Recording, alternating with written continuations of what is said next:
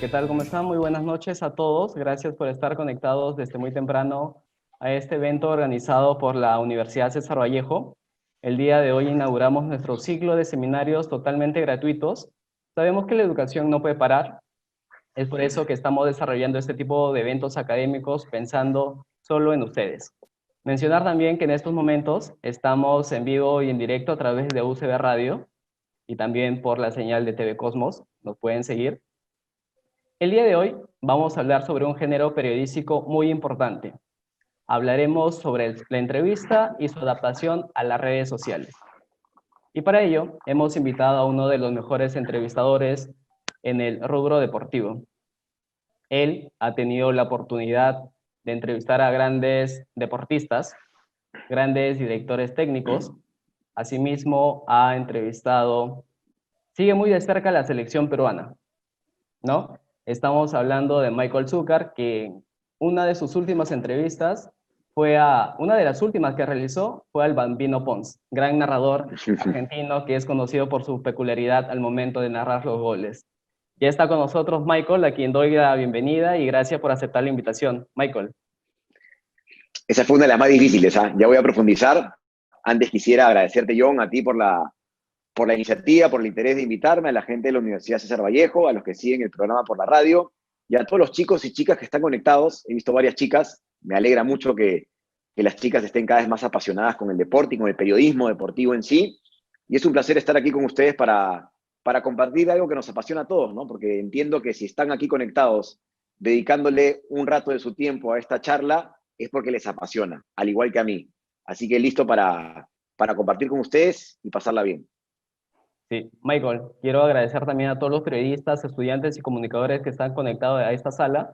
Te comento que están conectados desde diferentes partes del país. Nos acompañan desde Trujillo, Chimbote, Huaraz, Cusco, Puno, Chiclayo, Tarapoto, Huánuco, Tacna, Arequipa, entre otras ciudades que forman parte de nuestro Perú. Me gustaría también explicar cómo vamos a desarrollar esta temática. En primer lugar, agradecer a todos por estar conectados. Todos van a poder realizar sus preguntas a través del chat. Nuestro equipo va a recolectar todas las preguntas y me las va a hacer llegar a mí y yo voy a hacer lo propio a Michael. Al momento que formulen las preguntas, por favor, colocar su nombre completo, el medio de comunicación al que pertenecen, si es que pertenecen a algún medio de comunicación o simplemente si son estudiantes, y a qué ciudad pertenecen. Yo voy a formular las preguntas a Michael y Michael las va a responder. Esperemos poder que todos ustedes puedan participar de este seminario web, que obviamente va a estar muy interesante porque contamos con uno de los mejores entrevistadores que existe en el país, en el rubro deportivo. Y bueno, no quiero entrar más en detalles y quiero dar la palabra, la posta ya de una vez para iniciar a Michael. Te escuchamos, Michael. Bienvenido nuevamente. Gracias, John, de nuevo. Si me extiendo, porque a veces cuando me apasiono no paro de hablar, en cámara y fuera de cámara también. Así que si me extiendo y se empiezan a romper los tiempos, me cortas con toda confianza. Dale, La dale. entrevista es una de las cosas que más me gusta y pronto espero hacerlo no solamente en el rubro deportivo. Me apasiona mucho todo lo que tenga que ver con el contacto humano, ¿no? Con poder conocer más a las personas, no solamente preguntarles por el resultado del fin de semana, por la presión del partido, por el equipo titular, ¿no? En los diferentes deportes, sino también conocer un poco más del entrevistado. Pero no siempre se puede, porque no siempre está la comodidad, el relajo, el tiempo y el lugar adecuado para poder llegar a esa fibra del entrevistado, o de repente porque la personalidad del entrevistado ese día no era la ideal. Estaba pensando de alguna manera cómo estructurar esta conversación, porque es lo que quiero que sea más que una exposición, una conversación con ustedes. Y pensaba en algunas cosas, ¿no? En detalles importantes y que se adelantan a la entrevista en sí. Y podríamos dividirlas en tres partes. La primera, y esto tiene que ver con la producción periodística, con los jefes de informaciones, con los productores de los programas y con los periodistas, como no, también, tiene que ver con saber qué entrevistado es relevante en determinado momento, ¿no? Les pongo un ejemplo. Llega el día lunes, después de la fecha, jugó Alianza, jugó Cristal, jugó la U, ¿no? Los equipos grandes. Y en el partido de la U Hubo un gol de Paucar Paucar, un jugador de la U que no suele hacer tantos goles, pero también hubo una bronca de Carvalho con la tribuna. Llega el día lunes y no tienes 20 reporteros, tienes 2 o 3 y tienes que elegir los temas principales. Tampoco vas a salir a la calle a hacer una encuesta, ¿no? Te tomaría toda una vida. Entonces, quien toma la decisión o quien lanza la propuesta tiene que analizar muy bien la coyuntura, y esto implica estar informado, esto implica experiencia, esto implica desarrollar una intuición periodística que te lo dan los partidos y te la da la pasión también, para elegir el entrevistado. Porque un gran entrevistado puede no calzar con el tiempo oportuno y por ende no trascender tanto. Un gran entrevistado puede estar bueno para otro momento. Entonces, lo primero es identificar qué entrevistado es relevante para esa ocasión. Maradona siempre es relevante, ¿no? Messi siempre es relevante. Hable en el momento que hable. Pero no todos son Maradona y no todos son Messi. Y pueden haber simplemente detalles los que distingan a un tipo o a un protagonista que la rompió el fin de semana sobre otro. Puede también pasar por el gusto, puede pasar por lo subjetivo, puede pasar por la visión de que cada uno tenga de las cosas, porque no hay una verdad absoluta, pero sí es muy importante identificar antes que nada qué entrevistado es interesante para ese momento, para ese día, y por qué, cuál es el tema, qué es lo que quiero conseguir, qué es lo que quiero sacar. Y esa chamba es muy, muy importante desde la producción periodística, ¿no? Incluso en qué momento del noticiero la pongo, en qué momento del programa la pongo. Lo segundo, luego de identificar esto, es abordar al entrevistado o al protagonista. Una vez que ya sé que quiero conseguir a André Carrillo, o a Luis Horna, o Ángel Leiva en el vóley, ¿cómo la abordo? Tengo que conocer un poco su personalidad, tengo que conocer un poco su nivel de comodidad con las entrevistas, ¿no? Tengo que saber cómo es, a ver si llevo por alguna referencia, a ver si le escribo de manera concreta, le escribo algo un poco más extenso para convencerlo. Esté el entrevistado que no quiere y no lo vas a convencer de ninguna manera, tengas el floro que tengas o tengas los argumentos que hayas buscado y que te puedan servir. Esté el que sí quiere, porque inmediatamente le dices hola y ya te aceptó la entrevista, ya hay muchos protagonistas así, y esté el que duda. Creo que la virtud del entrevistador o del que consigue la entrevista, que no siempre es el entrevistador, a veces es el productor, pasa por lograr convencer al que esté en la duda. El que te dice que sí es fácil, el que te dice que no, muchas veces es imposible. Pero el que esté en la duda se va a inclinar por un sí o por un no, de acuerdo al nivel de convencimiento que uno tenga. Y para tú convencer a una persona, tienes que saber la personalidad que tiene, qué cosa lo puede mover, qué cosa lo puede emocionar, ¿no? Qué cosa lo puede persuadir para que converse contigo. El otro día le escribí a Mario Salas, ¿no? Le escribí a Mario Salas que yo sabía que no estaba hablando. Y le digo, profe, yo recuerdo que usted, hola, profe, ¿cómo está? Lo saluda Michael de Movistar. No sé si me recuerde de aquella entrevista que tuvimos apenas pisó el Perú y dirigía Cristal. Él llegó a dirigir a Cristal y antes de que debute voy a la Florida y converso con él 20 minutos. Y él me dijo ese día, hablamos hasta de la felicidad, ¿no? Y una de las cosas que se me quedó grabada fue, profe, ¿qué es lo que lo hace feliz? ¿Qué es para usted la felicidad? Y él me respondió, para mí la felicidad es estar en mi cabaña en el campo, con el fuego prendido y sentarme al costado de la ventana mientras veo la lluvia caer, ¿no? Una respuesta muy profunda. A mí me encantó y dio para más tema. Y le dije, y no voy a olvidar aquella frase que me dijo la primera entrevista que tuvimos. Y le cité la frase. No atracó la entrevista. Me dijo, no estoy hablando con los medios, no me ligó para el objetivo principal que era la entrevista, pero salió una muy buena charla, nos quedamos conversando a partir de esa frase que él me dejó, se entabló una conexión y ha prometido venir al ángulo apenas pise el Perú, ¿no? Ese día no salió la entrevista, pero sí logramos conectar. Esa fue la estrategia que yo utilicé para conectar con él, para convencerlo de algo que sabía que era difícil, que finalmente no me salió, pero quedó una empatía, ¿no? Quedó una sensación bonita y ojalá que cumpla cuando pise el país. Cada uno tiene que ver la estrategia que tiene para llegar al entrevistado y tomarse un ratito para informarse de la persona con la que va a tratar y de la manera que quiere llegar a esa persona. A veces una referencia, oye, Claudio Pizarro, yo soy muy amigo de Diego Pizarro, que me ha pasado tu teléfono. Ese tipo de cosas también ayudan, ¿no? Cada uno tiene que ir buscando qué herramientas tiene para abordar el entrevistado. Y después viene lo más importante. Lo más importante es la entrevista en sí. Y la entrevista en sí tiene muchas variables porque depende del lugar, depende del contexto, depende del entrevistado, depende del tiempo, depende de la coyuntura, depende de tantas cosas. Y es por eso que lo más importante creo que es estar muy atentos, tener un nivel de atención muy grande para todo lo que está pasando en ese momento. No perder de vista ningún detalle.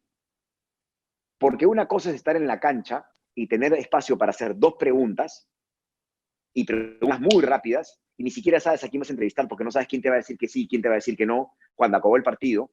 Y a veces tu obligación es entrevistar al equipo perdedor, es decir, más difícil aún, y por detrás de repente te pasa la figura de la cancha, cuando tú estás con otro y cómo lo cortas, quedas mal, puede ser irrespetuoso la forma en la cual lo cortas, pero después tu productor te pide que lo cortes para que entres con el otro. Pasan muchas cosas al mismo tiempo. Otra cosa es entrevistar después de una práctica de cualquier deporte. Otra cosa es en el aeropuerto con 20 cámaras alrededor, que es lo más feo del mundo. A mí no me genera ni adrenalina. A mí esa parte de la chama no me gusta tanto porque la misma respuesta que te da a ti se la da a todos. Y la charla de tranquilidad, la charla distendida, la charla con tiempo, la charla en una terraza, en una banca, en un parque, la charla en el Instagram Live en la cuarentena, que es una conversación. O sea, eso ya llega a otro nivel de confianza por la comodidad del entrevistado, que está en su casa, que está sin la presión del siguiente partido, que está sin el resultado del fin de semana que de repente no le favoreció. Y en la cuarentena el Instagram Live ha terminado de mostrar a los protagonistas de una manera mucho más humana, mucho más divertida, mucho más real, producto del contexto. Entonces, cuando uno entiende el contexto donde está, la situación donde se presenta la entrevista, hablo del lugar, hablo del estado de ánimo del entrevistado, hablo de la personalidad del entrevistado, hablo de lo que le está pasando en ese instante. Si el entrevistado, antes de que empiece la entrevista, recibió una llamada y lo escuchaste renegar, y lo escuchaste quejarse, o lo ves tenso, tu estrategia tiene que ser diferente. Si es un tipo tímido, si es un tipo que te responde muy concreto, con palabras a ver, me ha pasado que he entrevistado monosílabos, me ha pasado que en algunos partidos yo no quería que tal jugador salga como la figura del partido, porque tenía que ir a buscar a la figura, y yo sabía que la figura no hablaba, o que me iba a responder sí y no, y la chamba se complicaba. Para esos casos es importante tener, claro que varias preguntas en la cabeza, pero aquí viene una cosa trascendental. Cuando tú tienes muchas preguntas en la cabeza, para que no se te vaya ninguna y por si acaso te conteste monosílabo y para no quedarte en blanco, porque eso nos pasa siempre, especialmente cuando empezamos, a veces pierdes el foco de la respuesta. Porque yo te estoy preguntando a ti sobre papas y tú me estás respondiendo sobre papas, pero yo ya tengo los camotes acá para cuando tú termines. ¿Y qué pasa si lo de las papas me dijiste lo más importante de la entrevista y yo no te presté atención? No voy a dar el nombre de la persona, es un periodista que conozco, que le preguntó a un deportista sobre el partido. Y él le dijo, sí, porque ha sido un partido muy especial por el fallecimiento de mi padre. Y la siguiente pregunta fue, ¿y cómo ves el siguiente partido? No estaba escuchándolo. No estaba escuchando que le dijo algo tan importante como que su papá había fallecido. Puede ser el partido de su vida, pero como él estaba pensando en su siguiente pregunta, por el miedo al error, por el miedo a quedarse en blanco o por los nervios, no escuchó. Y aquí vuelvo a lo mismo. Estar muy presente con todo lo que está pasando. Eso te desarrolla el nivel de sensibilidad, te permite conectar más con el entrevistado, entender si tiene pocas ganas de hablar y por ende tienes que preguntar más, entender si tiene muchas ganas de hablar y estar atento para cortarlo. La entrevista con el Bambino Pons ha sido una de las más difíciles que me ha tocado en la vida, porque me ha tocado mucha gente que no habla, gente que habla bastante, y después está el Bambino Pons, que habló muchísimo, pero no solamente habló, sino que no respondía a mi pregunta. Yo le preguntaba por las narraciones de los goles donde mezcla fútbol y música, y él para contarme eso se remontó al 80, y la verdadera historia está en el año 2000. Y para hablar del 80 mezcló selección argentina, mezcló Premier League, y mezcló tantos temas que yo no le podía seguir el hilo, y tampoco lo podía cortar, porque cortar a Bambino Pons puede sonar irrespetuoso. Entonces, yo estuve permanentemente en la entrevista pensando cómo manejo esto que se me está yendo de las manos. Para ustedes, si alguno la vio, puede haber sido muy interesante porque dijo cosas muy divertidas y muy bacanes. Para mí como entrevistador, que no pude preguntar casi nada de lo que había planeado, más allá de que dijo cosas divertidas, fue una tremenda experiencia y cometí un error en esa entrevista. O de repente varios, ¿no? De repente muchos para el público, eso es muy subjetivo. Pero yo reconozco uno muy claro, y es el siguiente. No analicé sus entrevistas con otras personas, analicé una o dos, porque dije, lo conozco del relato, sé que es muy buena gente, pregunté por él, había visto una entrevista en Central Fox de algún relato, alguna narración, pero no profundicé en otras entrevistas que le había dado a diferentes medios de otros países, que hay. Y ahí me hubiese dado cuenta de ese detalle, ¿no? Y de repente hubiese podido preparar mi entrevista o abordarlo de una distinta manera. Entonces, algo muy, pero muy, muy importante es conectar con el entrevistado.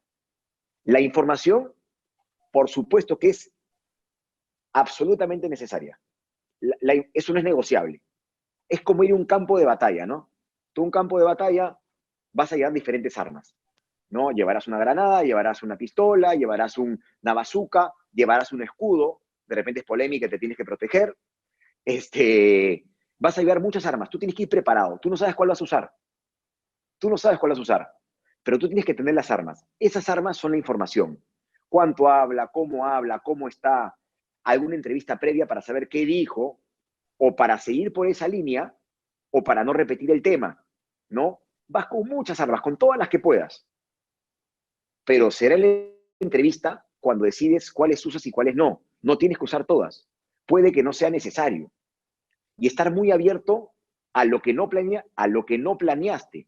Porque si tú te cierras en lo que planeaste, es muy posible que no escuches su respuesta con la atención necesaria. Es muy posible que pierdas una repregunta muy valiosa. A veces lo más rico está en la repregunta, porque el jugador a veces se pone el cassette y te responde, no sé, sí, porque el siguiente partido es muy difícil, tiene delanteros sumamente importantes, destaco a Messi. Entonces, es difícil repreguntar ante una respuesta tan general, ¿no? Y puede que sigas con tu siguiente pregunta y te vuelva a responder general. Y la siguiente pregunta, otra vez general. Entonces, es muy importante estar atentos a cada palabra porque a un entrevistado difícil que te responde general, la palabra Messi te puede servir de gancho. Ah, dijo Messi. ¿Y qué es Messi para ustedes? ¿Hay respeto? ¿Hay miedo? ¿Hay mucho estudio detrás de eso? Entonces, cuando uno está muy atento a todo lo que pasa, creo que tiene grandes posibilidades de que le salga una buena entrevista.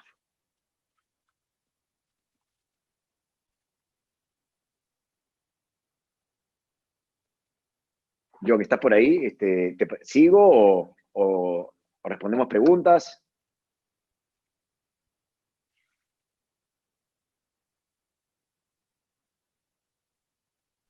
Michael, ¿me escuchas ahora sí? Sí, te escucho. Ya, ¿Te había silenciado? sí, teníamos unos inconvenientes en el tema de la conexión del audio. Hay una consulta de Luis Ya. Espino Risco, es de la ciudad de Lima, del medio Futboleando. Hace la siguiente pregunta. En una entrevista, ¿las preguntas ya deben estar formuladas o dejas que la entrevista fluya? Me ha tocado entrevistar y el entrevistado me preguntó en qué consistía la entrevista y quería ver las preguntas que le iba a hacer. Muchas gracias, Michael. Éxitos. Un abrazo para Luis. Ya he conversado con él alguna vez, he tenido la suerte de conocerlo, es muy apasionado. Y mi respuesta es la siguiente, creo que no hay una fórmula única, Creo que hay diferentes formas de hacerlo. Depende mucho de tu memoria también, ¿no? Tal vez los nervios puedan hacer que en determinados momentos no te acuerdes de alguna cosa que tenías muy clara, y si te sirve un papelito, y si te sirve una base de entrevista, es completamente válido. Yo he visto gente de poca experiencia y gente de mucha experiencia con su papel, con los temas principales. Eso me parece válido. A eso me refería con las armas con las que vas al campo de batalla. Pero si tú te olvidas de lo que te está respondiendo y le das más importancia a tu papel, ahí vas perdiendo. Ahí vas perdiendo porque es muy posible que en sus respuestas esté algo mucho más interesante que en tus preguntas planeadas. Hay otra consulta, Michael, por parte de Shirley Criollo, es de la ciudad de Trujillo. Pregunta, ¿cuál es la entrevista que más recuerdas y por qué? Un beso para Shirley. Oye, sabes que estaba pensando en eso y y yo siento tener buena memoria y recordar momentos muy, muy importantes no tengo una larga carrera, ni mucho menos, es un aprendizaje constante esta profesión, pero no tengo las de Instagram Live que he podido hacer en estos días, son de las que más he disfrutado, de las que más he disfrutado. Pero esto ya tiene que ver con un tema subjetivo. A mí me encanta hablar del lado humano y siento que logré conectar con los entrevistados en gran parte por cómo estaban ellos. Esto hay mucho mérito del contexto, ¿no? Mucho mérito de ellos, que tenían bastantes ganas de hablar. Pero para mí hablar de Trauco, después del fútbol, de los marcianos, que se pone en su ventana a ver si viene un ovni en el campo en Francia, para mí hablar de Yoshimar Yotun y cómo conoció a su esposa y cómo se la gileaba y que gileaba, coqueteaba, y no tenía floro, dice él, que él le enamoraba haciendo pataditas en el recreo y que bailaba, porque bailaba bien, pero no hablaba bien. Entonces, llegar a esos espacios de intimidad, de confianza y sentir que estoy conversando de verdad con el ser humano y no con el personaje, sino con el ser humano, es de las cosas que más satisfacción me puede generar. Sin duda, sin duda. Y en esta cuarentena he hablado con Trauco de una manera que salí muy contento. He hablado con Yotun de la misma forma. Eh, Pude conversar con Cristian Benavente, un tipo que suele hablar es muy concreto, ¿no? No suele apasionarse mucho en la conversación, mide bastante lo que dice, hablar de su perro, que presenta a su perro en la pantalla. Las entrevistas que más he disfrutado son las del lado humano, las que llego a profundizar en el lado humano más que en el aspecto táctico, técnico o deportivo. Después están las frases que uno puede sacar, ¿no? En las entrevistas rápidas, en las entrevistas cortas, sí he tenido algunas que han rebotado, que han generado repercusión en los medios, que ha generado polémica, que he sido felicitado por los productores, pero nada se compara, desde mi punto de vista, con una buena charla, con una buena conversación. Juan Carlos Solitas es un entrevistado que disfruto mucho por la cantidad de temas que se pueden abordar, ¿no? Por su disponibilidad, por la facilidad que te da para que accedas a él y por la claridad para responder. Es una conversación muy rica y deja de ser una entrevista para hacer una conversación. Eh, del exterior no he tenido la chance de sentarme de esa forma con tantos jugadores. Creo que con el pibe Valderrama hemos conversado alguna vez. Con Luis Suárez, una pregunta polémica, que sí me acuerdo que dije, uy, la chunté en esta pregunta, sobre tirarse, ¿no? El tipo que sabe cómo generar la falta en el área y a veces engaña al árbitro.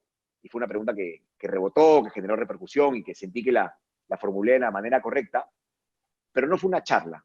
Y cuando el corazón se me llena y digo, man, ya, qué paja mi trabajo y quiero hacer esto más seguido, es cuando logro entrar en el lado humano, ¿no? Cuando se quita la camiseta del futbolista, cuando se olvida del partido, cuando se olvida que es un jugador de selección y simplemente se sienta a conversar como si estuviese sin cámaras.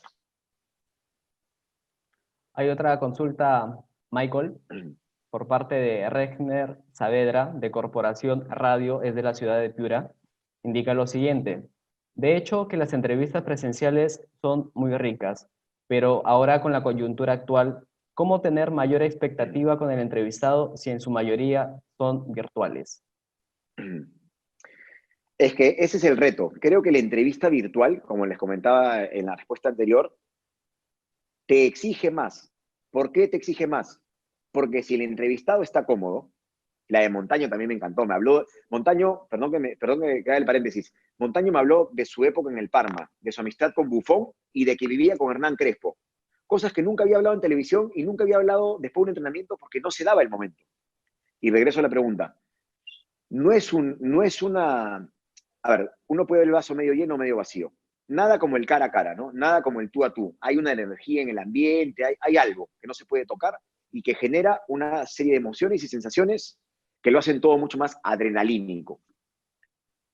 Pero al no tener eso, podemos ver el vaso medio lleno. ¿Cuál es el vaso medio lleno?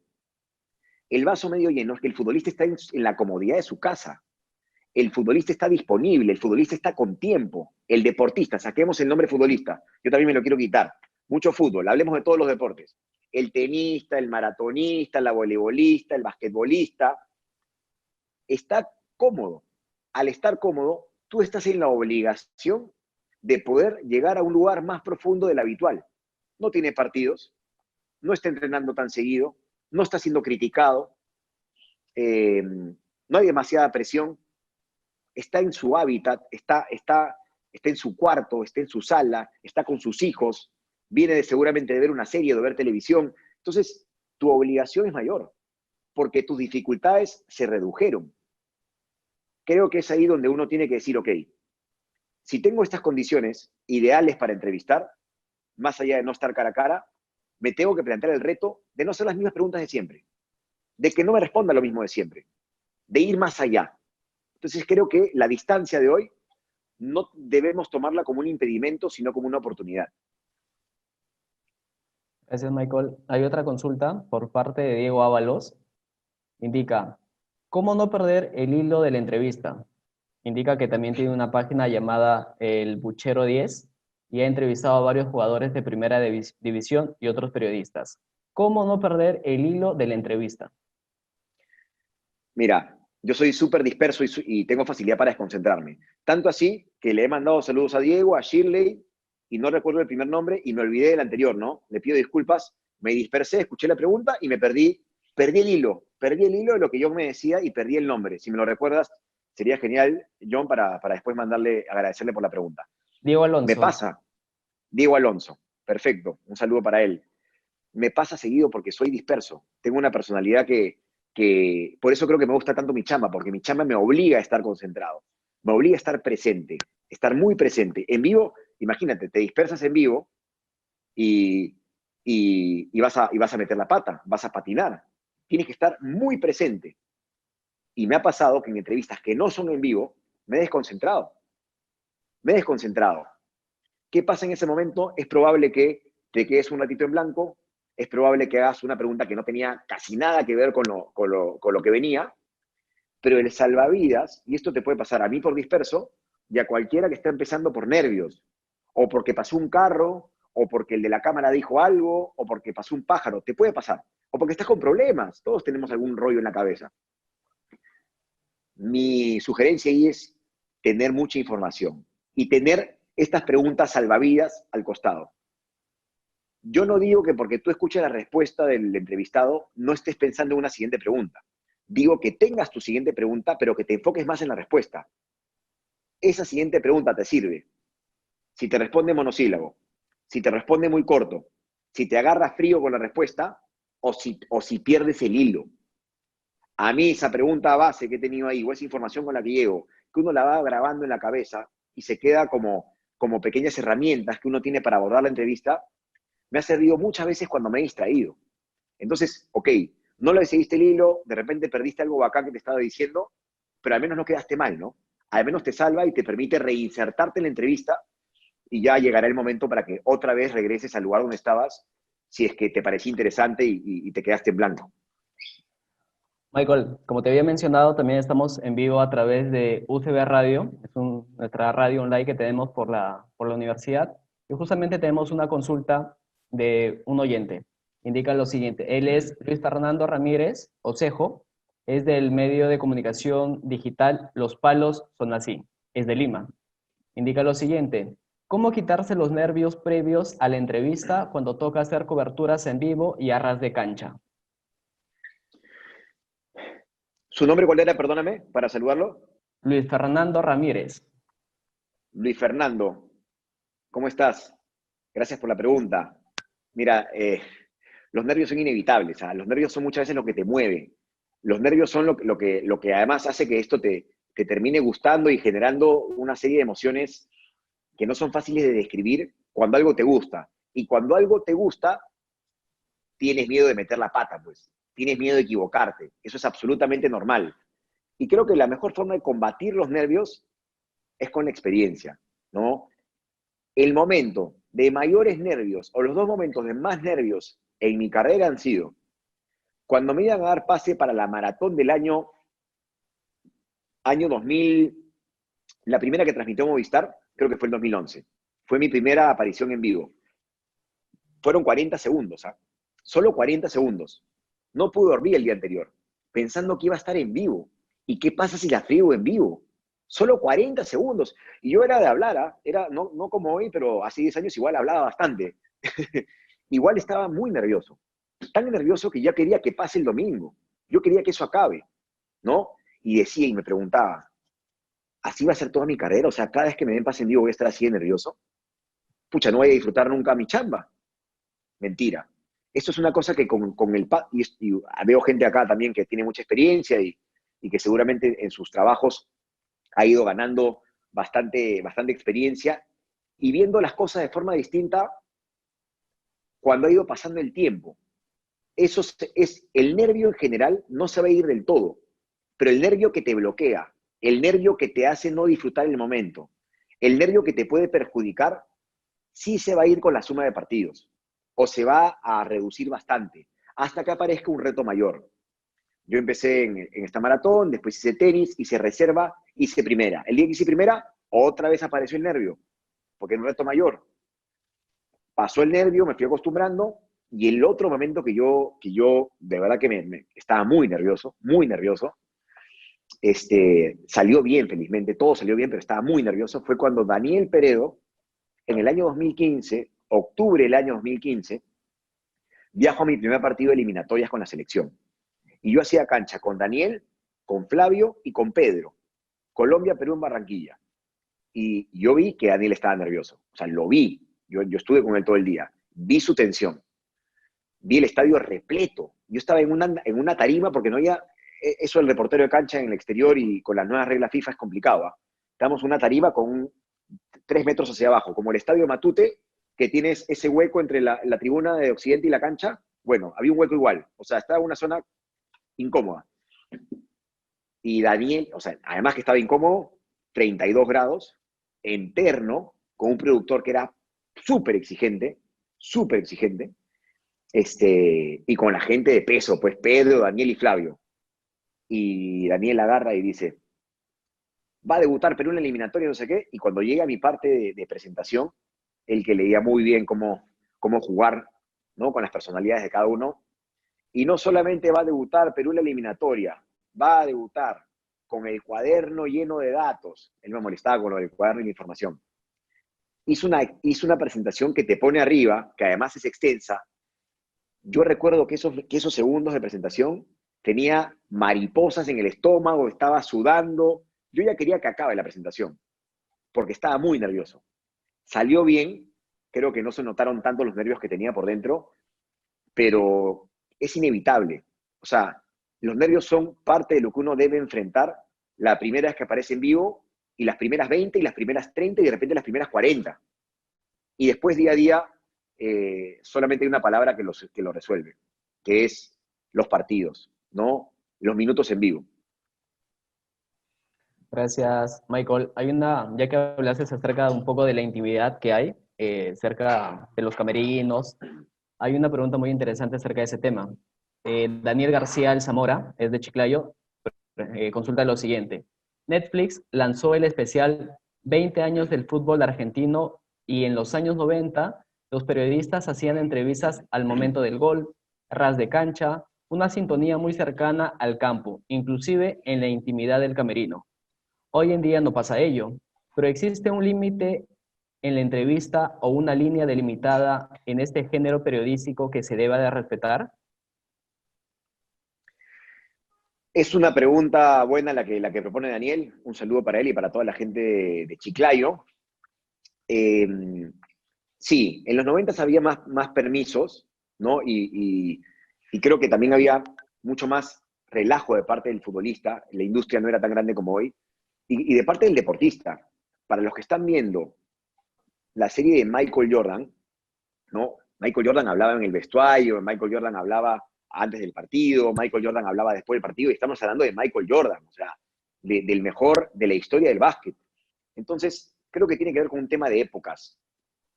En Brasil, hasta hace poco, por el formato televisivo que tenían, el reportero entrevistaba a los futbolistas en el medio tiempo. No te estoy hablando de los 90, ¿ah? 2010, 2012, 2014, y si no me equivoco, había un reportero encargado de ir contando lo que pasaba en el gol, cuando estaba la celebración, y alguna vez se les ha entrevistado después del gol, y te hablo de este siglo. Eso creo que eso es algo que yo considero que no es positivo para la relación del entrevistado con el público, ni del entrevistado con el periodista. Que los accesos se hayan restringido de esa manera hace que todo sea más difícil, ¿no? Y hace que los temas de conversación sean mucho más repetitivos, ¿no? ¿Tiene que jugar Paolo? ¿Quién reemplaza a Paolo? Ruiz Díaz. ¿Cuántas veces hemos hablado de Ruiz Díaz? Pero si tuviésemos acceso a la práctica entera, si tuviésemos acceso a unas charlas más distendidas con los futbolistas y de manera más frecuente, hablaríamos de otras cosas. O en todo caso estaríamos en la obligación de hacerlo. Pero también entiendo que hay una situación mediática que ha llevado a que ellos sean rockstars, ¿no? No los culpo. En ese lugar los ha situado el mundo. El fútbol es una pasión alucinante. ¿No? Yo le digo una pasión sin explicación, porque ¿cómo explicas que haya tanta gente interesada en esto y de una manera tan desbordada? Pero la situación o el hecho de convertirlos en rockstars los ha vuelto personajes mucho más difíciles de acceder a ellos y a su intimidad, ¿no? Y a esta conversación distendida. Me parece que así será con el paso del tiempo. Y creo que los medios que hacen que alguien sea más famoso y que alguien sea mucho más mediático o mucho más impactante y relevante para la sociedad, lo único que van a seguir haciendo es que este acceso sea cada vez más complicado.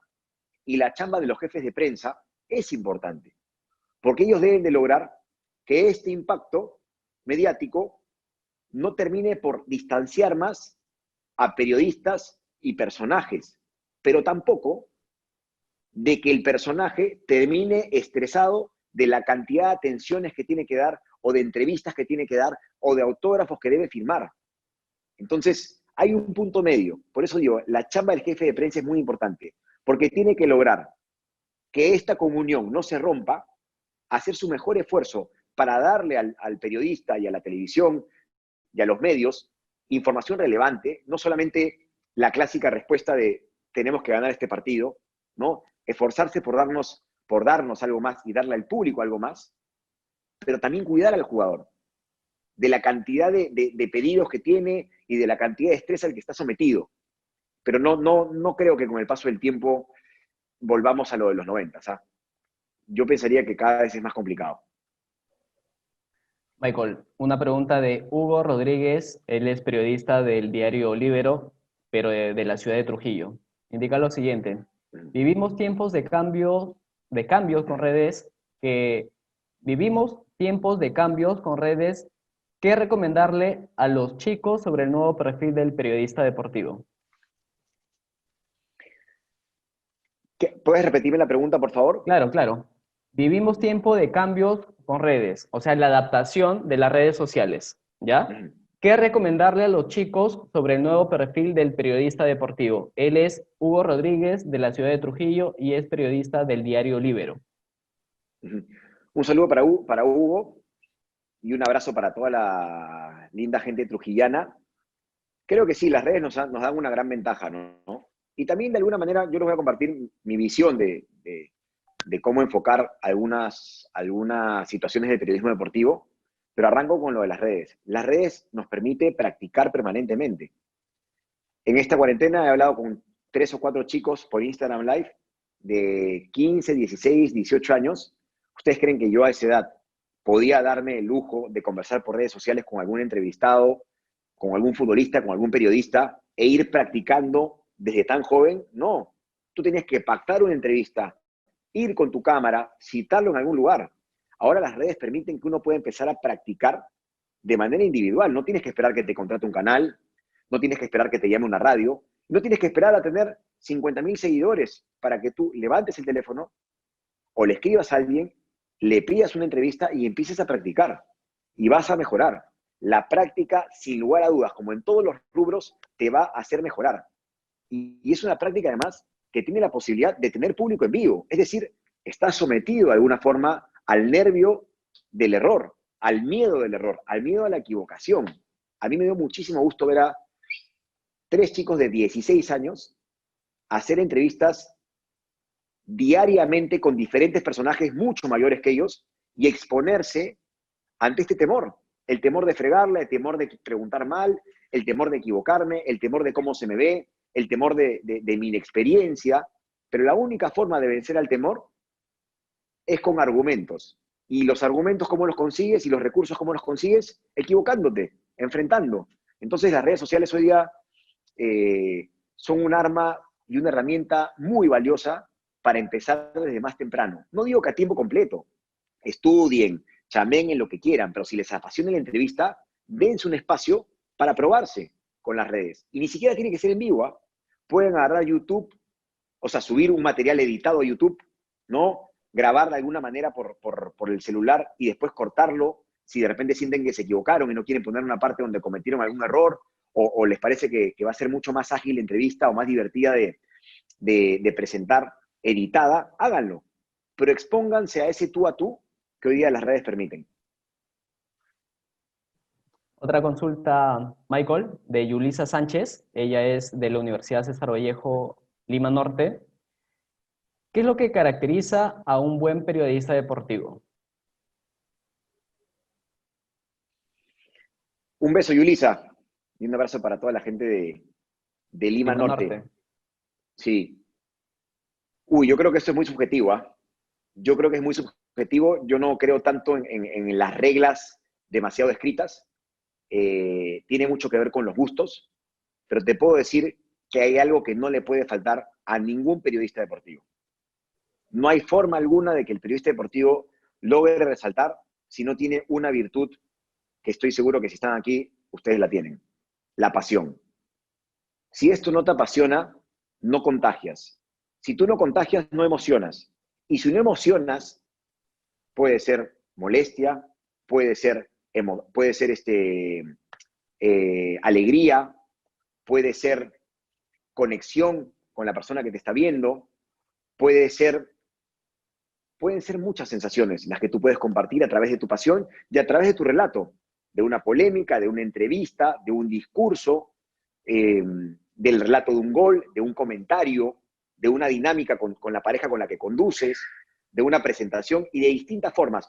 De la pluma para escribir, no quiero solamente ponerme en la televisión, de la radio para el que te escucha y de muchas maneras que uno tiene de comunicar a través del periodismo. Pero si esto no te apasiona y no generas nada, por más inteligente que seas, por más informado que estés, si no te encanta, no vas a contagiar algo, no vas a transmitir una emoción. No voy a calificar la emoción, todas son válidas, pero creo que es básico y no vas a querer trabajar feriados, y no vas a querer trabajar domingos, y no vas a querer trabajar horas extras, y no vas a querer en tu tiempo libre ver un partido que de repente no te provoca o conseguir una entrevista que no es tu obligación conseguirla, pero como te apasiona tanto, tú la vas a buscar. Y no vas a hacer un curso extra y una serie de cosas que te van sumando a la carrera que solamente encuentran respuesta porque el periodismo, no nos vamos a engañar, salvo casos excepcionales, no es una chamba que todos conozcamos porque da grandes sueldos, ¿no? Como de repente algunos de ustedes piensan eso, no es tan así. Hay que moverse mucho, hay que tener suerte también en algunos aspectos.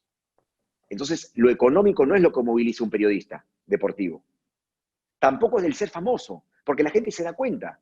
La gente se da cuenta del periodista que está en televisión porque quiere ser famoso. Y finalmente terminas metiéndote un autogol, porque no es genuino, no es natural. Usar el periodismo deportivo para hacerte famoso, porque ese es tu objetivo principal, puede funcionar a corto plazo, cuando se acabe la moda, la gente que realmente está conectada con el deporte y la gente que realmente se hace tu hincha, si es que algunos periodistas tienen hinchas, como el caso de Daniel, lo van a hacer porque reconocen en ti algo humano, no solo por tu memoria, no solo por tu creatividad, no solo por tu información, no solo por tu credibilidad, que son factores importantes, por supuesto que sí, pero el central, el corazón de alguien que quiere ser periodista deportivo es la pasión. Gracias, Michael. Justamente hay una pregunta relacionada a eso, a la pasión y sobre todo a tus referentes. Andy Ordóñez indica lo siguiente. ¿Quiénes fueron o son tus máximos referentes en tu profesión? Andy, ¿cómo estás? Abrazo grande. Aquí en el Perú, el periodista más completo, y no os lo digo porque ya no nos acompañen, lo he pensado siempre, es Daniel Peredo, ¿no? Hablábamos de las virtudes de los periodistas, claramente él tenía la pasión, una pasión desbordante. Yo no miento, porque esto lo sé, no me lo han contado, que él veía 7 partidos al fin de semana, 7 de los 9 o de los 10, si eran 8 veía 6, siempre estaba pendiente de todo lo que pasaba, de comunicarse con las personas que tenían más información. El tipo era entregadísimo a su chamba, o sea, amaba su chamba. Él me decía, que no se enteren en el canal que me gusta tanto, no voy a hacer que me dejen de pagar, yo igual seguiría yendo. A eso voy con la pasión. Y lo que más me gustaba de Daniel no era solo su memoria, no era su creatividad, no era su gran cultura deportiva, porque el tipo era culto en muchos deportes, ¿ah? No solamente en el fútbol. Su capacidad para entrevistar, los datos que sacaba, porque tenía muchas pepas. El periodista más completo sin lugar a dudas.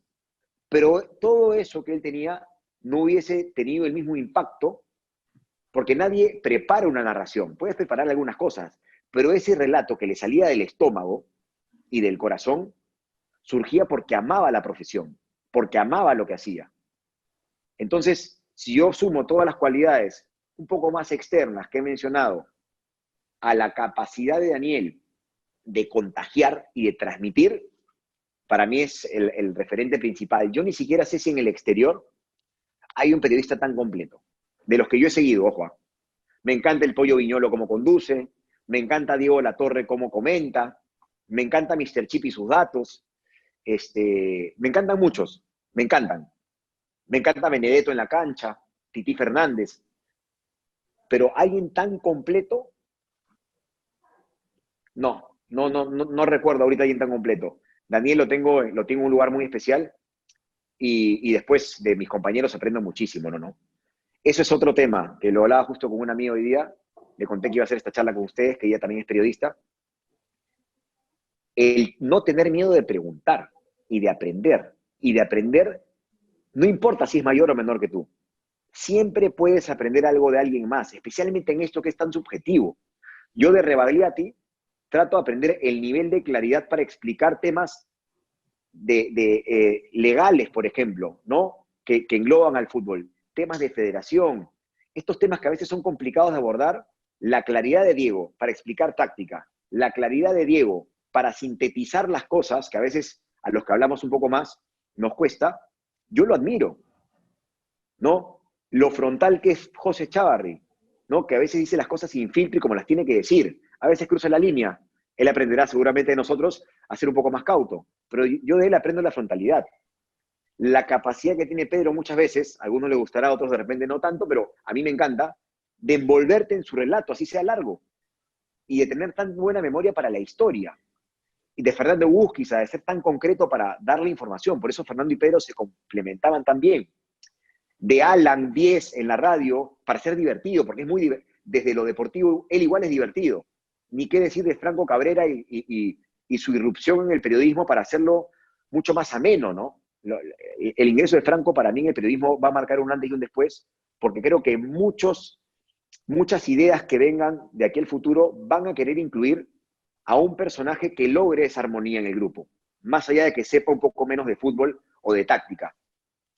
Entonces, la conclusión en este caso es, yo ya me olvidé de la pregunta, pero creo que he ido más o menos por un camino similar, es no tengan miedo de preguntar y de aprender del resto.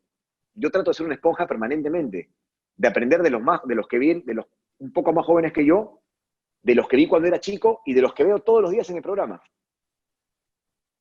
Michael, ya que hablaste de Pedro Eloy García Corcuera, ¿tú crees que por ahí podrías hacernos el enlace para poder también tenerlo en un webinar acá con los periodistas que estás conectado? ¿Nos puedes ayudar por ese lado? ¿Quién hace la pregunta y de dónde viene esa pregunta? No, te habla Para John, mandar te habla saludos John, te también. habla. Yo Te habla sé, John, te te estoy habla John, te conectando. habla John. ¿Podemos conectarlo? Quizás a través de ti. Hay que Otra cosa conversar. que uno tiene, otra cosa que uno tiene que saber es conocer a sus compañeros de trabajo, para no frustrarse. Y como conozco a Pedro y sé que si me entusiasmo con traerlo, me puedo frustrar porque el hombre es difícil, el hombre tiene dos mellizas, ¿no? A veces lo saludamos yo me anticipé y lo saludé por su santo el sábado, que era domingo. Me respondió el lunes. Entonces, como no quiero frustrarme y no quiero quedar mal con ustedes, conociéndome amigo, dejo la puerta abierta. No digo que no vaya a suceder, pero no me quiero comprometer. Vamos a analizarlo más ya por interno. Hay otra pregunta, Michael, hablando ya un poco de tus fuentes, el off the record, que se conoce mucho en el ámbito periodístico. Para tus informaciones periodísticas, ¿tienes fuentes oficiales o prefieres hacer una llamada al mismo entrevistado y coordinarlo? Escribe Francisco Molina, del medio Imagen Deportiva Ciudad Trujillo. Francisco, abrazo grande y para todo Trujillo otra vez. Depende mucho. Si es el tema principal que vamos a tocar ese día, uno tiene la noticia general que sale en todos lados. Trato de llegar a las fuentes. No siempre se puede. O no siempre se puede a la hora que sale el programa. La noticia fue a las 4 de la tarde, el tipo seguramente ha estado completamente ocupado porque es centro de noticia o una de tus fuentes, y no siempre se puede, ¿no? Así haya confianza, así haya una conexión, no siempre se puede o no siempre te quieren decir. Yo no soy, y esto lo reconozco, que hay otros que sí tienen esta virtud muy desarrollada, de los que les gusta insistir por conseguir la información. Me gusta estar informado, trato de estar informado, pero si tengo que llegar a caer pesado ante determinado futbolista o técnico para que me den una información, yo no me termino de sentir cómodo con eso, con ese rubro. Sé que hay gente que lo hace y lo hace muy bien, lo respeto y lo admiro. No es tanto mi estilo, sí pregunto, puedo insistir con sutileza, pero sé de muchos periodistas que por caer pesados han conseguido lo que han querido. Y insisto, esto es absolutamente respetable y me encantaría, si fuese productor periodístico, tener a alguien así en mi equipo. Pero no me termino de sentir cómodo con eso, pero evidentemente si vas a abordar un tema picante, si vas a abordar un tema legal, si vas a abordar un tema donde equivocarse puede costar caro, tienes que ir donde los profesionales. Si no consigues el entrevistado, si no consigues el personaje, temas legales en la U. Si no hablo con Carlos Moreno, o con Jan Ferrari en su momento, o con quien estuviese al mando, tengo que llamar a un abogado y explicarle, mira, pasa esto en la U, yo no soy abogado, explícame, tengo una idea general, porque voy a profundizar en esto. Paso un tema de una lesión, no puedo hablar con el lesionado, llámese Farfán, llamo a un médico. Y así sucesivamente. De repente no hablas directamente con la fuente, pero tienes que empaparte del tema por otros lugares para poder llegar preparado al programa. Claro, y es parte de la función de nosotros como comunicadores, como periodistas, buscar nuestras fuentes y toda la información que queremos sacar para armar una nota, para brindarle la información a los televidentes, en este caso, poniendo el ejemplo de un periodista deportivo de televisión. Michael, ya prácticamente para ir cerrando esta noche de este primer seminario web que estamos desarrollando, ¿algún mensaje final para los periodistas que están conectados, los chicos comunicadores que también están conectados en relación a todo lo que hemos hablado el día de hoy?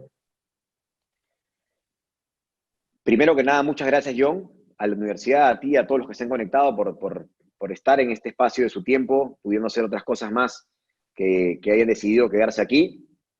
Lo valoro bastante, me ha encantado poder compartir con ustedes lo que he aprendido en estos años. Yo sigo aprendiendo y seguiré aprendiendo, tengo mucha gente de bastante experiencia cerca mío, me siento un privilegiado de poder aprender de ellos y de las nuevas propuestas que van apareciendo también de gente un poco más joven que yo. Me cuesta reconocer que hay gente más joven que yo, porque siempre he sido el más chibolo, pero hoy lo hay, hoy sí hay gente más joven que yo haciendo periodismo y me encanta ir a la Videna y ver 15 periodistas más chibolos que yo, que tienen una web o que están iniciándose en una radio. De verdad que me alegra muchísimo. Y tomo un ejemplo de ellos. Perder la vergüenza de preguntar, perder la vergüenza de atreverse, perder la vergüenza de llamar al jefe de prensa de la federación y decirle, soy de la web XXXXX y quiero que me acredites, porque estoy seguro que muchos lo quieren hacer y a muchos les da vergüenza. No, ¿cómo me va a acreditar? Si yo no soy nadie, si yo no tengo un canal, si yo no tengo una radio. De escribirle a un futbolista, oye, tal vez no te va a atracar André Carrillo, pero te puede atracar un jugador tal vez hoy menos mediático y conversar contigo. Y así te puedes probar, y así puedes empezar, y así puedes hacerlo sobre todo lo que te gusta, e ir ganando tiempo. Porque yo era chibolo, a los 14 yo sabía lo que quería hacer. Y yo hubiese querido empezar en ese momento. Yo empecé a trabajar cuando estaba en quinto ciclo, a la mitad de la universidad, porque no aguantaba las ganas de trabajar y de aprender. No sé si a los 14, no sé si a los 14 o a los 15 me hubiese atrevido o me hubiese ganado la vergüenza. No lo sé. Pero a quienes les gana la vergüenza, uy, no sé, ya tengo, o de repente soy muy grande. No, ya estudié una carrera, ya empezar tan grande. ¿Qué te frena? Yo creo que el dolor más grande no es que te choteen la entrevista. El dolor más grande no es que no te acrediten. El dolor más grande es que llegue determinada edad en tu vida y digas, nunca lo intenté. Nunca lo probé. Nunca vi qué podía haber logrado si me mandaba a hacerlo. Así que no importa la edad que tengan, agarren el Instagram, aprovechen las redes sociales, levanten el teléfono y empiecen, o escribiendo o haciendo un podcast, porque no cuesta nada hacerlo.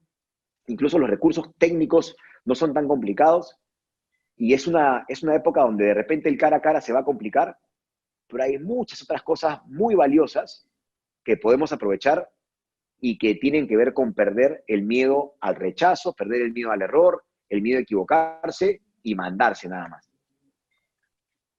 Muy bien, gracias Michael por compartir tus experiencias, tus conocimientos con todas las personas que están aquí conectadas, más de 200 personas en esta sala Zoom. Y bueno, gracias también a los que se han conectado de las diferentes partes del Perú.